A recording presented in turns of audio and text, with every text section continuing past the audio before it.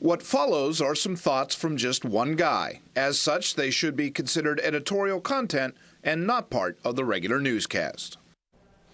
Well, what's under the hat for this week? Well, it's hard to tell where the perception ends and the reality starts when it comes to the rail terminal project being proposed for an area near Walbridge Road in Harbor Creek.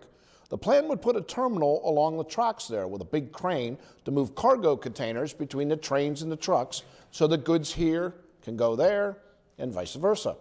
It's part of an ambitious plan called the Inland Port Project that could one day mark Erie as a logistical hub for the Midwest that the geography and perhaps even history suggests. And it should also be no surprise that neighbors there have concerns. Harbor Creek is a quiet suburban community that still has strong agricultural roots. The idea of a noisy, busy hub backing up trucks down Buffalo Road is, for many, worthy of vigorous opposition. Well, that's what brought some 400 people to a high school auditorium this week to listen as developers tried to explain the plan so far.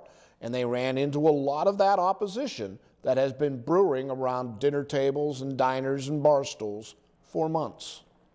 In the spirit of full disclosure, I should tell you that not only do I live in Harbor Creek, but I'm not that far away from the proposed project.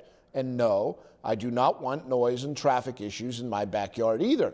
But the speed in which the opposition formed and the loudness of the dissent, even as developers were still trying to explain and unveil the details, tells me that decisions were made on perceptions long before the reality was on track. It's always a delicate balance between development and quality of life, but a $60 million project deserves a fair hearing from open minds. We should feel free to oppose the project if we come to believe the impact is not worth the benefit, but only after the facts are in. Anything less is a disservice to our economic future. If you didn't catch all that and would like to hear it again or comment on what you did hear, go to WSEE.TV/thoughts.